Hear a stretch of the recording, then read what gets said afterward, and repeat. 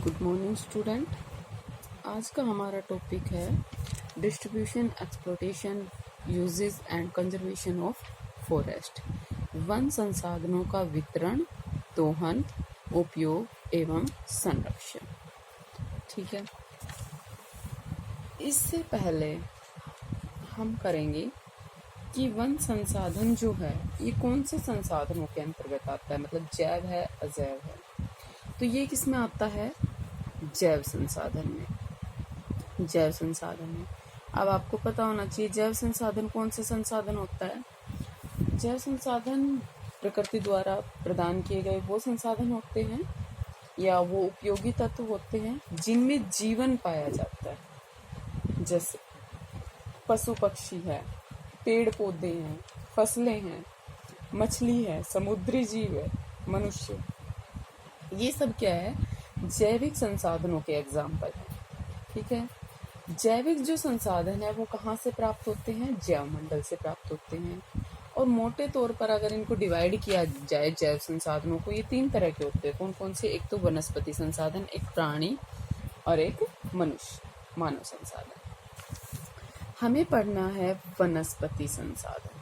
क्या करना है? वनस्पति संसाधन, क्योंकि वन संसाधन क्या है? वनस्पति संसाधन। ठीक है, वनस्पति संसाधन क्या होते हैं? एक विशेष पर्यावरण में एक दूसरे के साथ पनपने वाले या सहचर्य में पनपने वाले पेड़ पौधों की विभिन्न जातियों के समूह को क्या बोलते हैं? वनस्पति। इसमें एक चीज होती है कि जो मानव का हस्तक्षेप है वो नहीं होता। ठीक है, क्या होता है वनस्पति?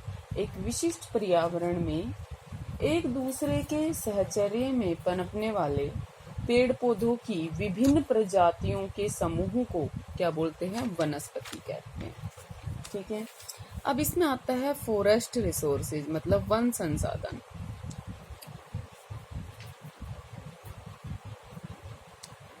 क्या है? वन संसाधन क्या होते हैं?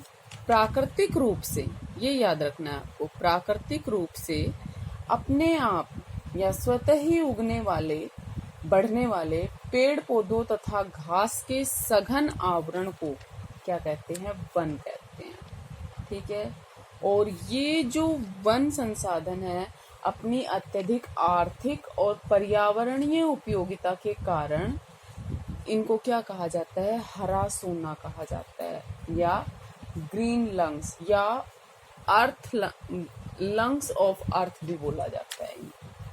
ठीक है, क्या बोला जाता है इनको? हरा सोना भी कहते हैं, हरे फेफड़े भी कहते हैं, और पृथ्वी के फेफड़ों के नाम से भी इनको जाना जाता है।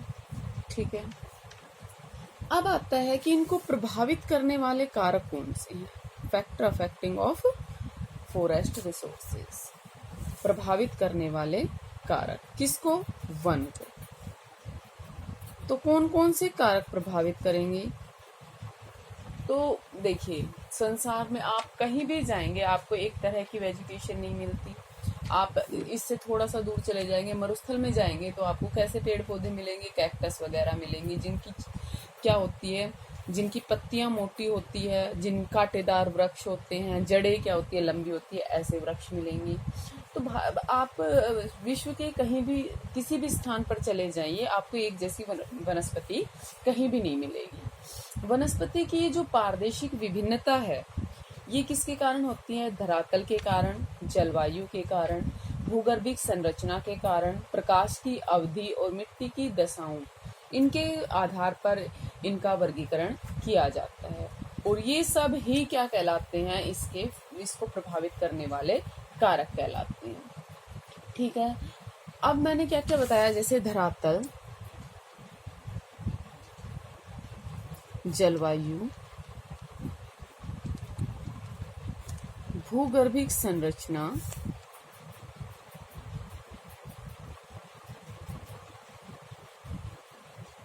प्रकाश की अवधि,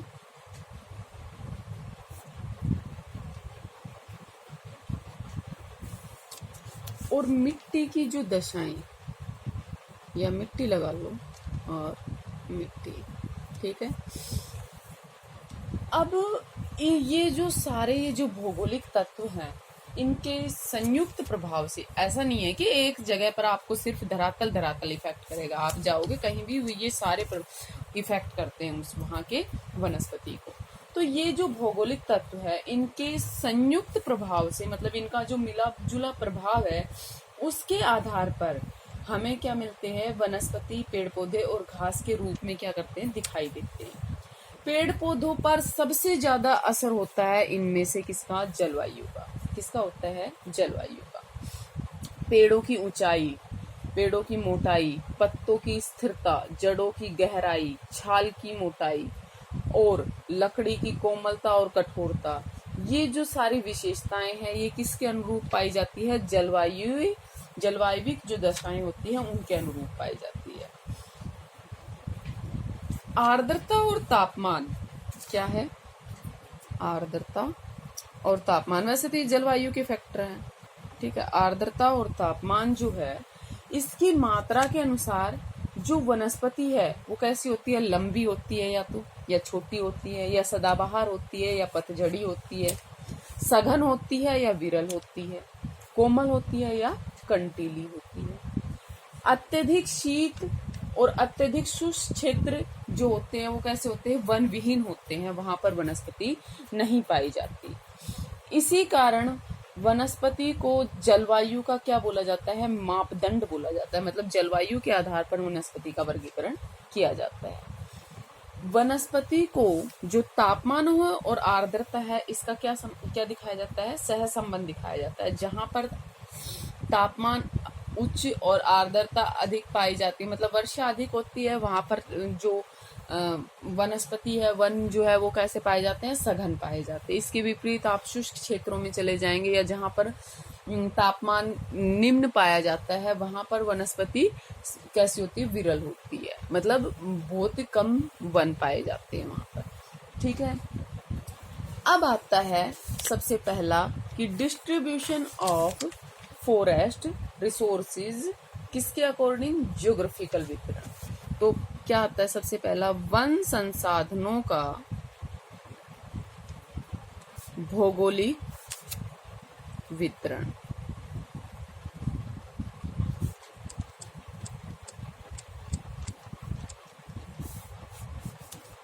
क्या आता है, वन संसाधनों का भौगोलिक वितरण। देखिए आपको समझ में आ रहा है ऐसी उम्मीद है मुझे, आई होप आप अच्छे से समझ पा रहे हैं। और अगर फिर भी आपको कोई प्रॉब्लम होती है, कोई डाउट्स होते हैं, तो प्लीज कंफर्म कर ले, ठीक है। बताएं मुझे कि कहाँ कहाँ आपको प्रॉब्लम आ रही है, तो उसको शॉर्ट आउट किया जा सकता है।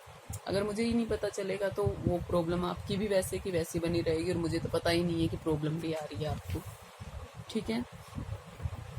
देखिए वन संसाधनों का अगर भौगोलिक वितरण के आधार पर करें, तो सबसे पहले आता है क्या, उष्णकटिबंधीय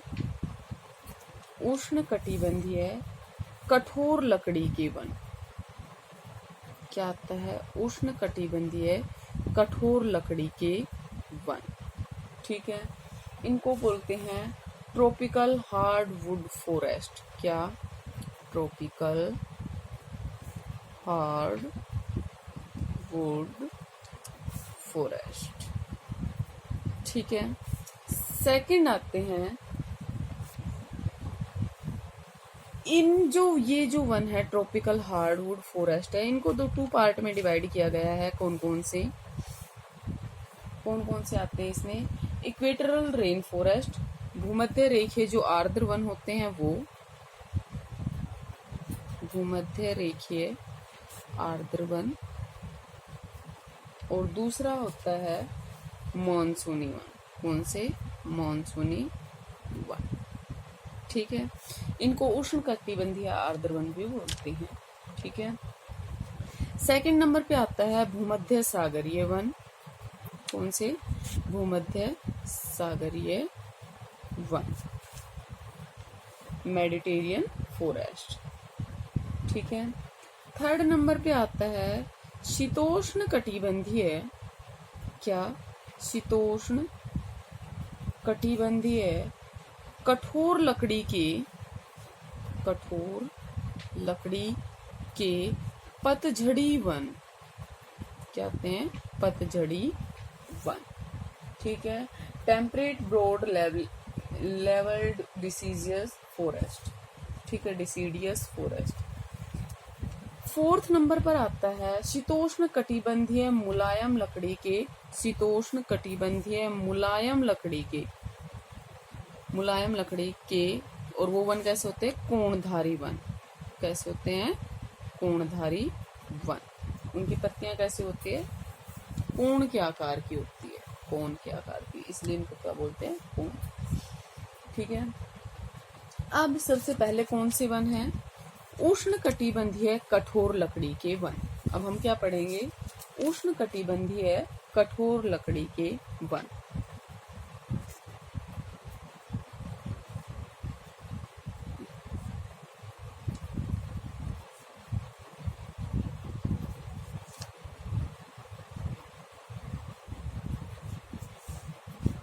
देखिए, संसार में जो उष्ण कटिबंधीय वन पाए जाते हैं, इनमें कैसा तापमान भी उच्च होता है और वर्षा भी अधिक होती है। उन क्षेत्रों में ये वन पाए जाते हैं। तापमान और वर्षा की विशेषताओं में अंतर होने के कारण कठोर जो लकड़ी है, इन वनों को कितने पार्ट में डिवाइड किया गया है, 2 पार्ट में डिवाइड किया गया है। पहला भूमध्य रेखीय आर्द्र वन और मानसूनी वन। ठीक है।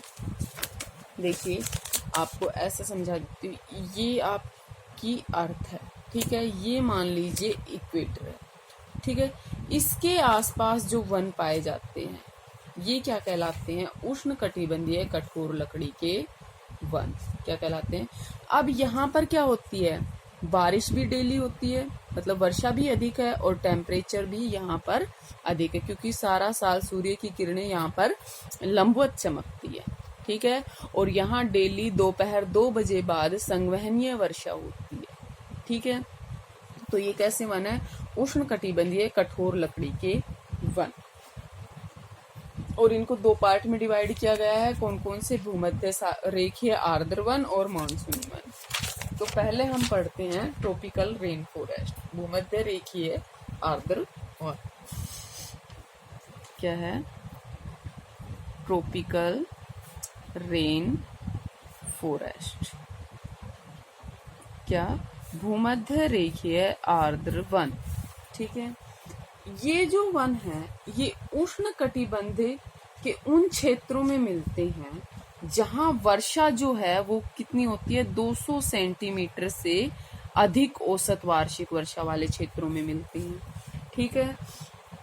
और इन वनों का विस्तार अगर देखा जाए तो ये आपकी इक्वेटर है। देखिए, ये अभी मैंने बताया, ये क्या है, इक्वेटर। 5 डिग्री नॉर्थ और 5 डिग्री साउथ में कौन से मिलते हैं, ये वन पाए जाते हैं। इनका विस्तार कहाँ है, 5 डिग्री नॉर्थ और 5 डिग्री ही साउथ तक, इनका मतलब उत्तर और दक्षिण। ठीक है। इनका विस्तार इन अक्षांशों के बीच में ये पाए जाते हैं।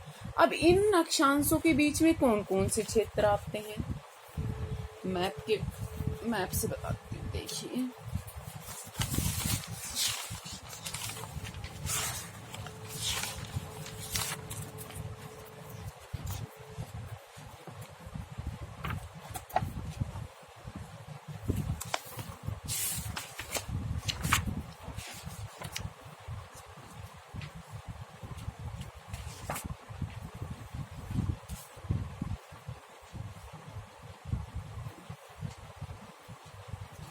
देखिए,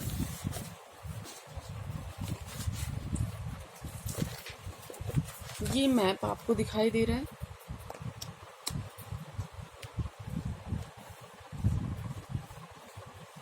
ये देखिए दिखाई दे रहा है कंप्लीट। अब देखिए, ये जो भूमध्य रेखीय आर्द्र वन है, ये कहाँ कहाँ पाए जाते हैं, अफ्रीका जो है, ये अफ्रीका है। ठीक है। अब ये देखिए, ये जो आपको दिखाई दे रही है, ये क्या है, विषुवत रेखा।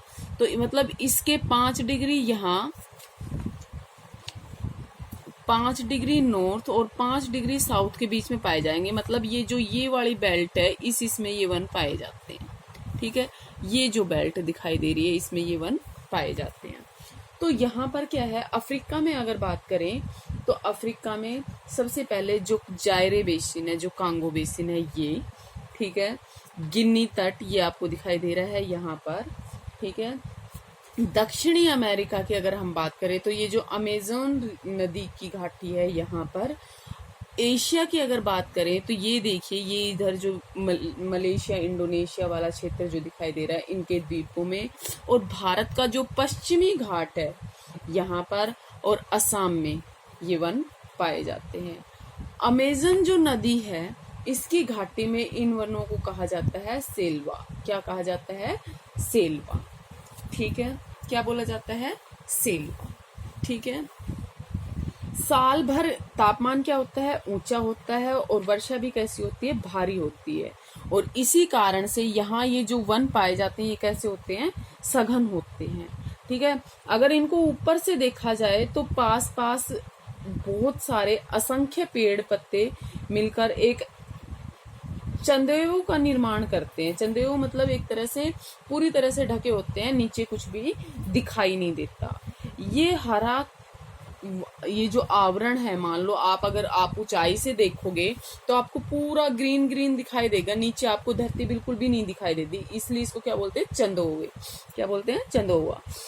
लेकिन ये आवरण अब कहाँ टूटेगा? मतलब ये आपको कहाँ दिखाई, या तो वहां से कोई नदी गुजर रही हो तो ये क्या हो जाते हैं? अलग अलग हो जाते हैं, या जहां से इन वनों को खेती के लिए साफ कर दिया गया हो, ठीक है, और या फिर वहां क्या हो, कोई पर्वत वर्वत हो। पर्वत वाले क्षेत्रों में भी कम ही देखने को मिलता है, लेकिन नदी जहां से गुजर रही है वहां पर ये होता है। और इन वनों की सबसे मुख्य विशेषता ये है कि यहाँ पर क्या होता है, जैसे पूरी तरह से ढकी हुई होती है वनस्पति से, तो जो सूर्य का प्रकाश है वो पृथ्वी तक नहीं पहुंच पाता, और इस कारण से जो नीचे होता है वहां पर हमेशा अंधेरा सा रहता है, अंधेरा छाया रहता है, ठीक है।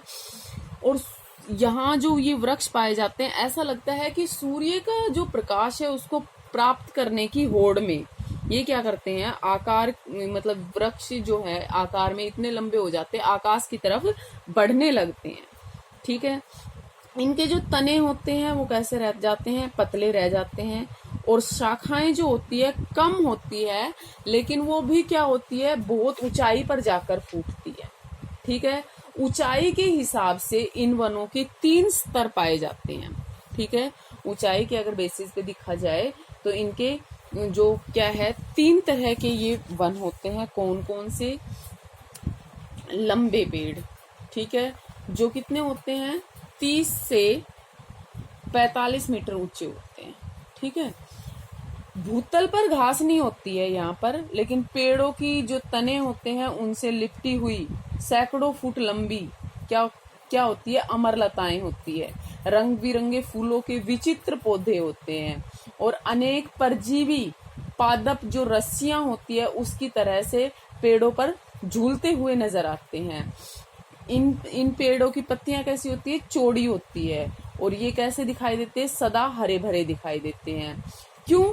क्योंकि यहाँ पर जो एक ही जगह पर विभिन्न प्रजाति के वृक्ष पाए जाते हैं, और विभिन्न प्रजाति के वृक्षों की विशेषता क्या होती है कि कोई वृक्ष अपनी पत्तियां कभी गिराता है, और कोई वृक्ष अपनी पत्तियां कभी गिराता है। अलग अलग टाइम पर ये अपनी पत्तियां गिराते हैं, और इस कारण से ये हमेशा कैसे रहते हैं? हरे भरे हो रहते हैं, ठीक है। इन वनों में आर्थिक दृष्टि से अगर महत्वपूर्ण वृक्षों की बात की जाए तो कौन कौन से हैं? महोगनी, कौन से? महोगनी, रोजवुड, आबनूस और रबड़। ये यहाँ के मुख्य वृक्ष है जो आर्थिक दृष्टि से महत्वपूर्ण है, ठीक है। अब आर्थिक दृष्टि से महत्वपूर्ण तो है ये वन, लेकिन जो भूमध्य रेखीय आर्द्र वन होते हैं, इन वनों का आर्थिक दोहन जो है वो नहीं हो पाता। क्यों नहीं हो पाता? इसमें बहुत सारी समस्याएं हैं। क्यों? क्योंकि एक तो अधिक गर्मी के कारण क्या होता है, इन वनों की जो वृक्ष की जो लकड़ी होती है वो कैसी होती है? कठोर होती है, ठीक है, इनको काटा आसानी से नहीं काटा जा सकता।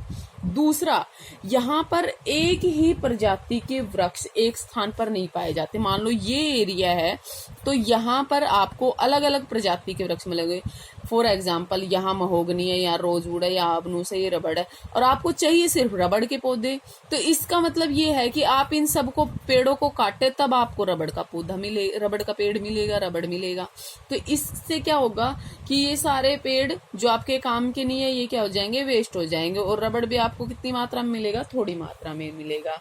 इसलिए क्या होता है, इन पेड़ों की अभी से दोहन नहीं हुआ है इतना जितना और वनों का हुआ है। दूसरा, एक प्रोफेसर रैसेल हुए थे, उन्होंने कहा कि इन वनों में 100 वर्ग गज में, 100 वर्ग का जो क्षेत्रफल ले हम गज, उसमें 100 वर्ग मील में ही यहाँ जितने वृक्ष पाए जाते हैं ना, वहां उतने वृक्ष जो कनाडा का वन प्रदेश है उसमें 100 वर्ग मील में पाए जाते हैं। तो अब दोहन किन का आसान हुआ, कनाडा वालों का। ठीक है। तीसरा क्या है, तीसरा ये है कि सड़क और रेल मार्ग यहाँ पर अनुपस्थित है, मतलब यहाँ से कोई रेल मार्ग और सड़क मार्ग नहीं जाते हैं, और अंधेरा होता है, यहाँ पर कीचड़ होती है, जिसके कारण क्या होता है, यहाँ पर पहुंचना बहुत मुश्किल होता है। और ये जो समस्याएं होती है, ये लकड़ी जो है, मान लो आपने पेड़ को काट दिया, लेकिन आप देखेंगे कि इन वनों में बहुत सारी लताएं, मतलब बेल वगैरह या घास फूस वगैरह बहुत अधिक मात्रा में पाए जाते हैं, और अगर आप वहां से लकड़ी काट कर लाना जाए तो बहुत सारी समस्याएं आपके सामने आती है। ठीक है, तो वो लकड़ी लाने को असंभव सा बना देती है। ठीक है। और तीसरी बात, फोर्थ क्या है कि ये जो वन होते हैं यहाँ पर भाई हमेशा बारिश होती रहती है। अब आपको पता है आपके क्षेत्र में थोड़ी सी बारिश होती है तो उस टाइम पर कैसी वो हो जाती है, ह्यूमिडिटी कितनी बढ़ जाती है, और उस मौसम में कितने सारे कीट वगैरह आपके घरों में निकल के आते हैं, तो वो हमारे लिए 2-4 महीने दूभर हो जाते हैं। आप सोच के देखिए, यहाँ तो सारा साल उच्च वर्षा होती है और तापमान भी क्या होता है, अधिक होता है, लेकिन जो सूर्य का प्रकाश है वो धरती तक नहीं पहुंच पाता। क्यों? क्योंकि वृक्ष वो क्या कर लेते हैं, उनको ऊपर ही रोक लेते हैं, तो नीचे तो हमेशा कीचड़ सा बना हुआ होता है। ठीक है। विषैले प्रकार के कीड़े मकोड़े, सांप, जहरीली मक्खियां, ठीक है, और ये सब क्या करते हैं, इन सब से जान का जोखिम रहता है, इसलिए इन वनों का आर्थिक दोहन नहीं हो पाया है। नेक्स्ट है कि भारी नमी और गर्मी के कारण यहाँ पर बहुत सारी जो जानलेवा बीमारियां हैं वो पनपती है। ठीक है, तो इसलिए भी इनका आर्थिक दोहन नहीं हो पाया है। नेक्स्ट करेंगे मॉनसूनी वन हम नेक्स्ट क्लास में। ठीक है, थैंक यू।